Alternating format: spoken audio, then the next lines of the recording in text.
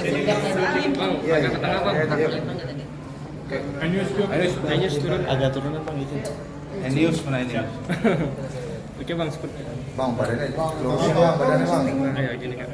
Bang, kamera bang. Bang. Assalamualaikum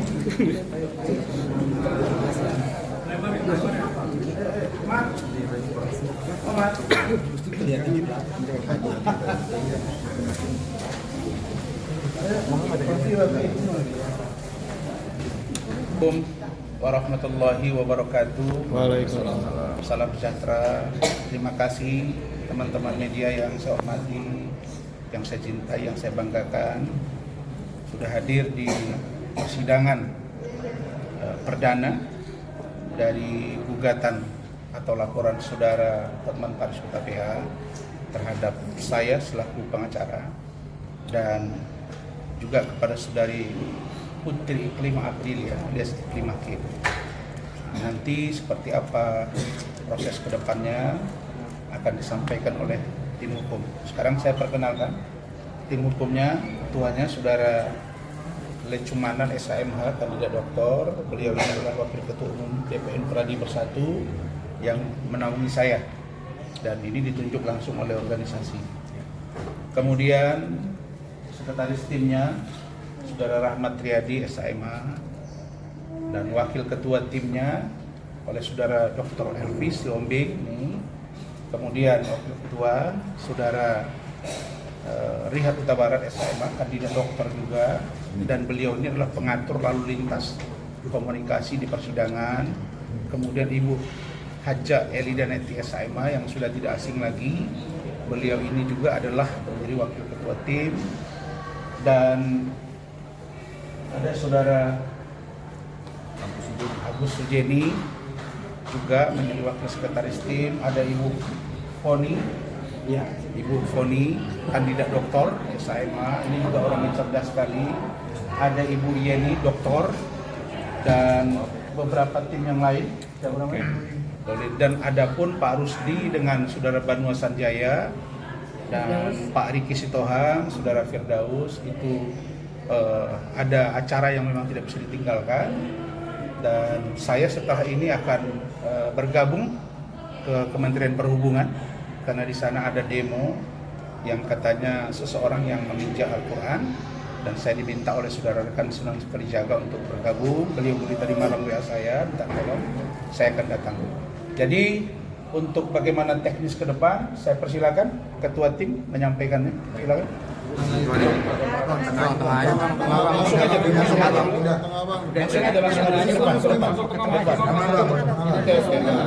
Oke, baik. Nanti kayak wayang bang. Ke tengah aja bang. Dari belakang. Oke, baik. Saya selaku tim ya, salah satu tim dari Bang Rasman ya, kita sudah mengajukan permohonan eksepsi. Oke, dan permohonan kita sebenarnya untuk menyusun eksepsi adalah 2 minggu. Tetapi majelis hakim kalau waktu 2 minggu itu yang jatuh nanti tanggal 26 Desember itu kan sudah cuti bersama. Jadi diberikanlah 12 hari, yaitu jatuh pada tanggal 24 Desember 2024. Jadi saya rasa cukup ya waktu untuk kita tim seluruhnya untuk menyusun eksepsi. Jadi kita terima kasih kepada ketua majelis yang mungkin agak galak ya, saya perhatikan ya. Tapi bagus ya, karena kenapa? Yang kita bela ini adalah advokat. Ya, yang kita bela ini adalah advokat, yang dimana advokat ini dilindungi oleh putusan konstitusi Mahkamah Konstitusi nomor 26 tahun 2013, di mana advokat ini, saya pertegas ya, di mana advokat nggak bisa dituntut baik di luar maupun di dalam sidang pengadilan. Itu sajalah ya, kita perkuat di situ saja. Jadi kalau saya lihat hakim yang galak ini, dia harusnya mematuhi amanah konstitusi. Jadi saya rasa mudah-mudahan eksepsi kita akan menyentuh di sana ya, terkait dengan putusan MK. Kita akan pertegas itu di dalam eksepsi kita ya. Saya rasa cukup ya dari saya ke Bang Rihat. Terima kasih, silakan Bang Rihat. Begini ya, kenapa saya minta mereka berbicara? Karena jujur ketika kami rutin Zoom, itu pendapat itu benar-benar dinamik, tapi semua pada konteks substansi hukum.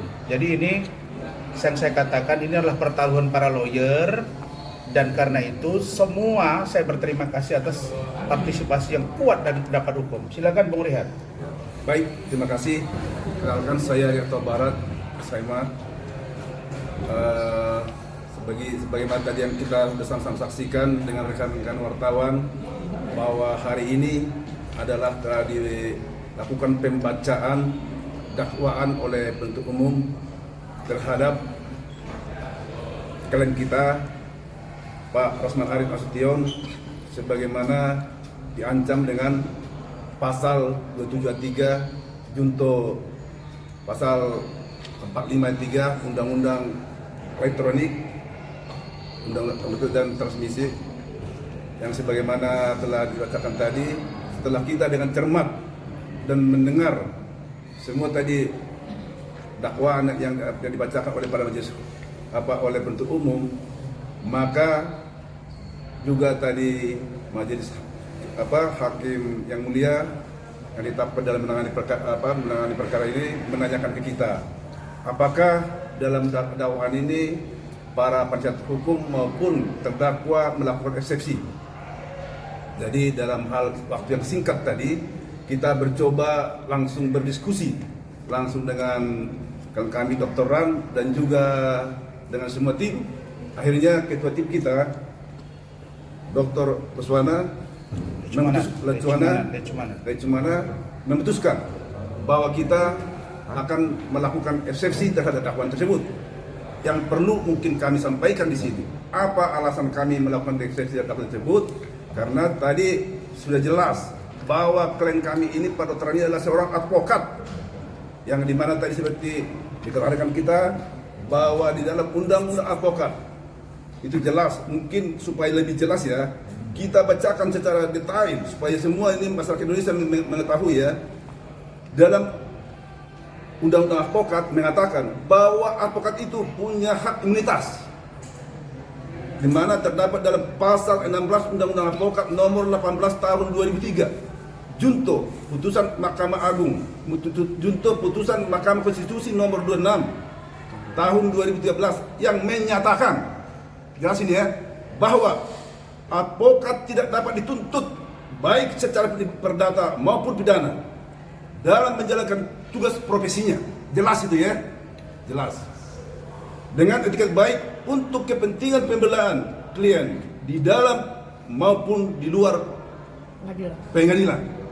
Inilah yang kita akan uji di dalam proses persidangan ini, bahwa klien kami inilah selaku melakukan conference pers terhadap waktu itu yang ditangani adalah kliennya adalah Hakim adalah seorang advokat yang jelas ditunjuk berdasarkan surat kuasa, dan juga sesuai dengan informasi dan keterangan yang kami terima secara utuh, kami terima dari klien kami, apapun semua yang dikatakan, yang disampaikan di media di konferensi itu adalah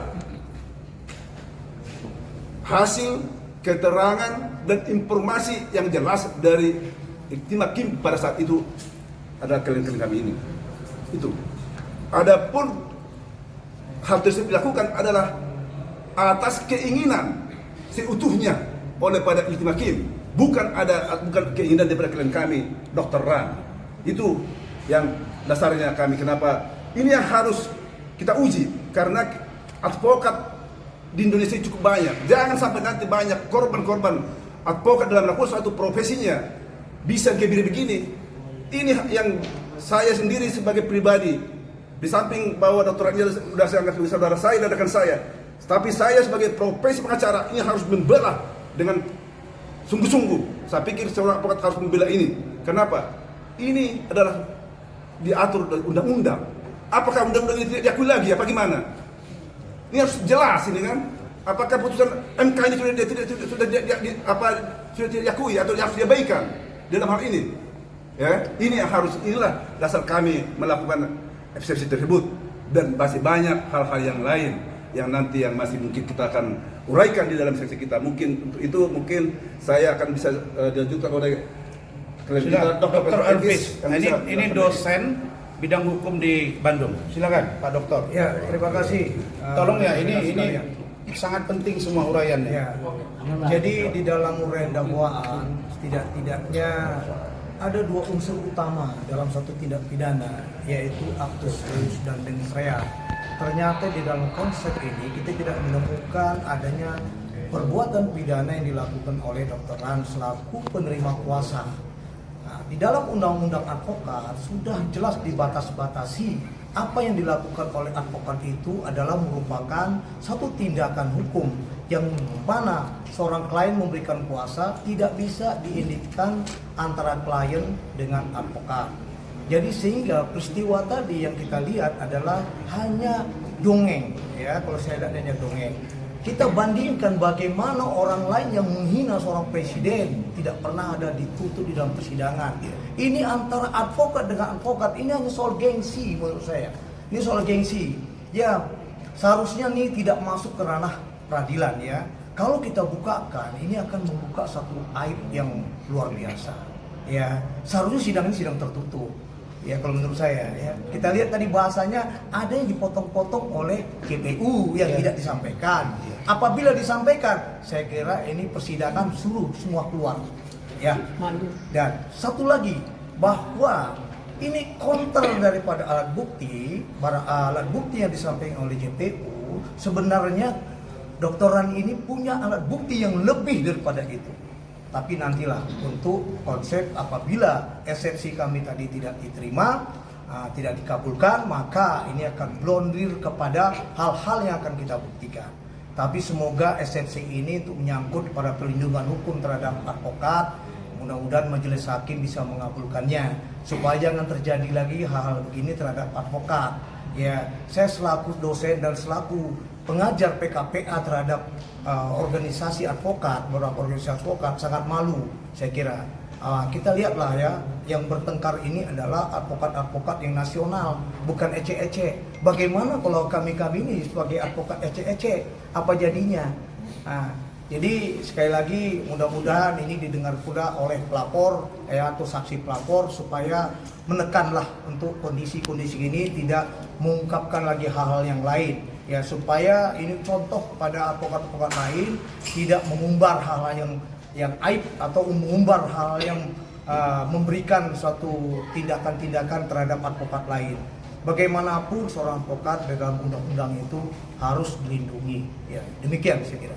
Kalau Bang Rasman punya Dokter Foni ada? Ini sebentar. Ada Sri Kandinya juga. Ada sebentar. Enggak. Ini perlu untuk pendalaman semua. Kode etik silakan. Nanti saya Dewan Pengawas Kode Etik ini. Serius, ini Dewan Pengawas Kode Etik Advokat. Terima kasih. Saya Foni, saya ikut berpikir tentang dakwaan yang ada. Sebetulnya Dr. Ran itu adalah seorang advokat yang sudah banyak dijabatkan. Kalau seandainya dalam menjalankan profesinya sebagai advokat itu, bila ada dugaan pelanggaran kode etik, jadi masuk ke kode etik karena beliau lagi menjalankan profesi. Nah, itu sebaiknya memang dilaporkanlah di mana organisasi Dr. Ran bernaung. Nah, setelah itu nanti ada pengaduan, nanti di situ diproses, diperiksa, dipaparkan, sehingga menjadi suatu alasan bila memang terpenuhi unsur kode etik dilanggar, itu ada putusannya. Tapi kalau tidak, dihentikan. Jadi sebenarnya kalau menurut saya, advokat itu adalah pejuang keadilan. Advokat itu luar biasa. Dia melakukan semua kesempatan, dia melakukan hak dan kewajiban sebagai perwakilan penegak hukum, tidak pandang bulu, dia tidak bedakan siapapun. Yang dia hargai pada saat pencari keadilan datang terhadap advokat, kami terima dengan hati terbuka, kami terima dengan kesungguhan, karena sumpah advokat tidak membedakan siapapun. Tetapi dalam kenyataan ternyata alur cerita seperti ini, ya sudahlah, ini suatu dinamika. Tapi bagaimanapun advokat itu adalah officio publik. Advokat itu pejuang keadilan. Jadi kami berharap dengan dakwaan yang tadi sudah kami dengar dari kejaksaan, kami sepakat untuk eksepsi itu dari kami. Karena bagaimanapun suatu proses pidana, mata rantai penanganan suatu perkara pidana, muaranya pasti ke pengadilan. Di pengadilan tentu hakim akan memutus dan hakim melihat dengan dakwaan yang ada. Itu satu, tadi sudah disampaikan oleh JPU. Dan kedua, fakta persidangan dan alat bukti. Nah, tugas kamilah nanti kalau seandainya eksepsi itu tidak dikabulkan. Semoga hakim ini terpikir memberikan suatu keadilan, memberikan sesuatu yang berbeda, bahwa advokat itu adalah bagian dari penegak hukum. Itu saja. Terima kasih pertanyaan. Apa yang mau ditanya? Bang, abang kan katanya punya imunitas, tapi kenapa kemudian pada akhirnya abang tuh kecewa dengan sistem hukum di negeri ini, karena ternyata kasus abang itu diterima dan dia sampai PD1 Silakan, dan Bu sampai ke Ida. pengadilan. Ini tim utama saya. Oke.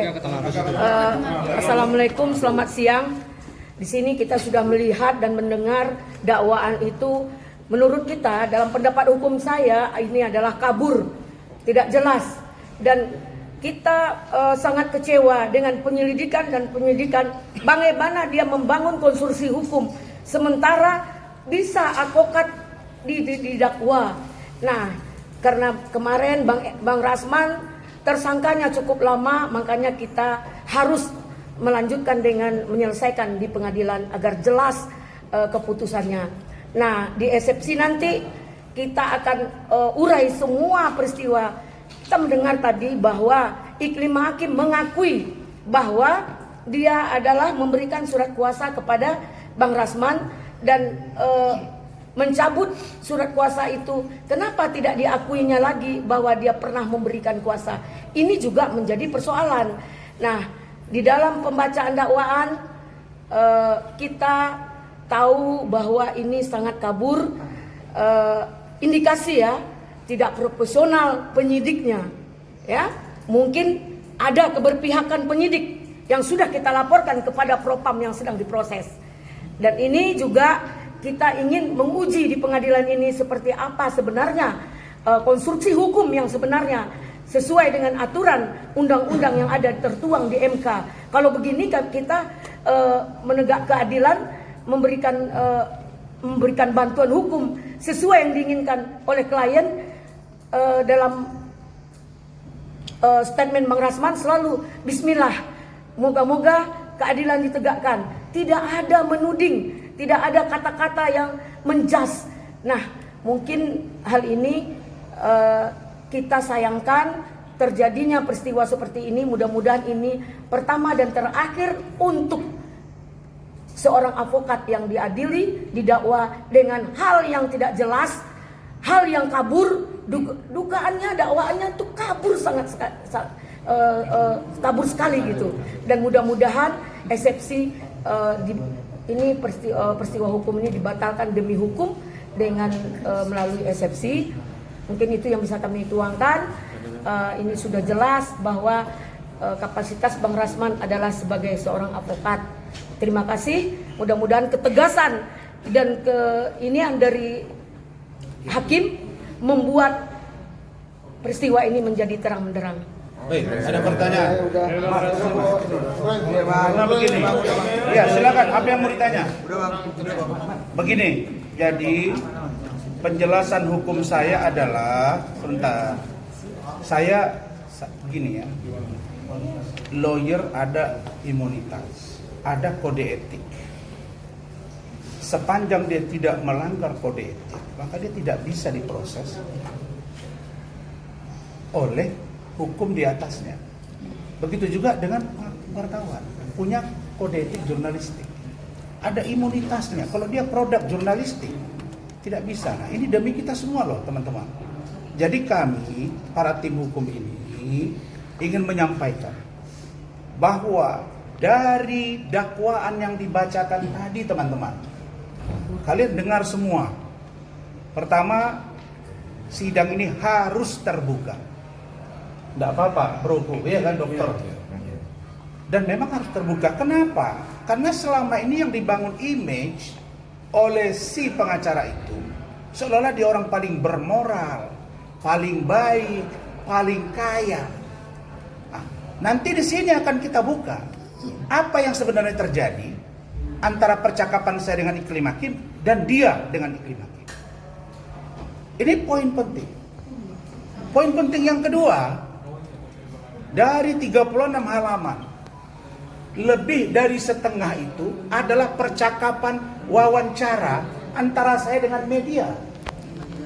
Dan di situ kalian dengar dengan terang benderang bahwa Iklim Hakim mengaku saya adalah pengacaranya. Tapi bisa-bisanya di BAP dan konfrontir, dia mengatakan saya tidak pernah memberikan kuasa dan saya tidak tahu apa yang saya tanda tangani. Emang dia bodoh apa? Jadi setelah selesai urusan ini, penyidik itu pasti akan kita ambil sikap hukum. Kalian bisa dengar sendiri kan, dibacakan. Jadi saya bingung, anak saya aja yang bukan fakultas hukum dia bingung. Di dalam dakwaan, Iklima mengatakan saya telah menunjuk Bang Razman pengacara saya.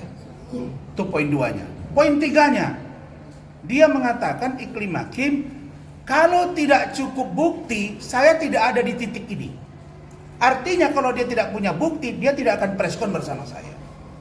Bukti itu ada semua. Nah, tiba-tiba dibilang bahwa dia tidak mengatakan dilecehkan. Pertanyaannya, kalau dia mengatakan tidak dilecehkan oleh si HPH, si Hotman, bahasa dia ke saya dilecehkan. Kalau bahasa saya sebagai orang hukum diduga. Kan begitu ya? Kalau Iklim Hakim mengatakan kepada saya tidak dia dilecehkan, terus buat apa dia menandatangani kuasa ke saya? Buat apa kami preskon? Yang judul preskon itu adalah dugaan pelecehan oleh Hotman Paris Hutapea terhadap Iklim Hakim, dan menyerahkan bukti-bukti dan diposting di Instagram dia. Terang kan? Kalau begitu berarti dia tahu judulnya. Dia kan bukan orang bodoh.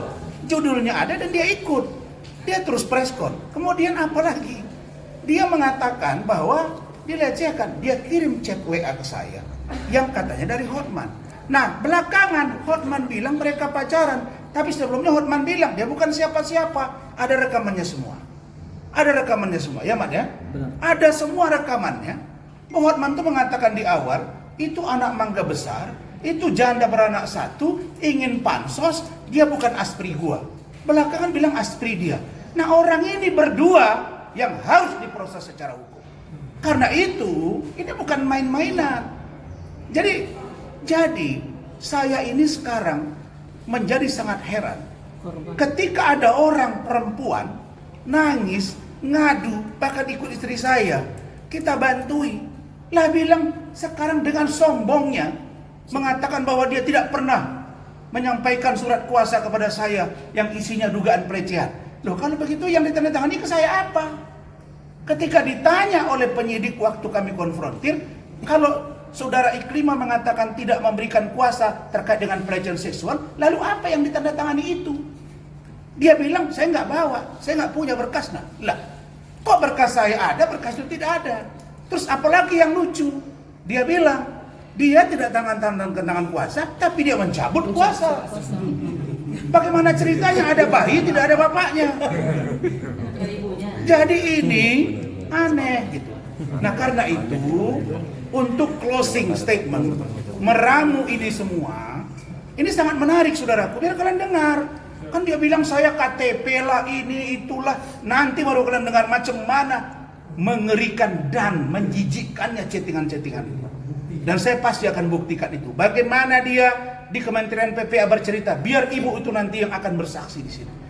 Saya katakan, Iklim Hakim, mungkin kau dalam 2 tahun ini bergembira dan menjadi orang yang berbahagia dari orang yang menolong kau sehingga kau merendah-rendahkan saya. Tapi kali ini kau nggak akan bisa lolos karena kau pasti akan malu karena sikapmu sendiri. Begitu juga dengan penyidik. Jadi saya sangat senang kalau majelis hakim begitu tegas, itulah mau saya. Apalagi ibu itu perempuan, makin senang saya. Makin ketat, salah dikit langsung ditegur. Saya nengok ke belakang kena marah saya. Saya tengok padahal saya ada vertigo dikit, saya bilang, oh iya. Tapi beliau fair. Lebih dahsyat lagi ke Iklim, nggak perlu, jemput bawa sini. Takut saya nanti keluar, tahan Iklim Hakim kan. Baru seru. Jadi, tolong kalian datangi dia kok cabut gitu loh. Loh, Anda berani mengatakan ini, mengatakan itu, ya sudah. Kau yang menabur angin Iklim Hakim, kau yang menuai badai. Kau yang diduga berkompromi dengan Hotman hari ini, kalian akan menanggung resikonya. Saya sudah katakan, semua ada masanya untuk kita membukanya. Begitu. Jadi ini saja dari kami. Mungkin ada data yang perlu mau disampaikan si Oma Rahmat ada? Silakan dikit. Terima kasih tadi udah datang dari pagi, ya kan? Saya mohon teman-teman semuanya untuk dikawal terus kasus ini. Kemudian tadi hakim kan memerintahkan untuk mematikan kamera, artinya tidak boleh live. Pertama saya mau sampaikan bahwa setelah sidang ini berakhir dan nanti habis makan siang kami akan mengajukan untuk sidang ini dapat disiarkan secara live. Begitu dengan perkara-perkara viral yang lainnya. Misalnya saya berikan contoh kasus Teddy Minahasa, kasus Ferdi Sambo, kasus Mirna Cyanida.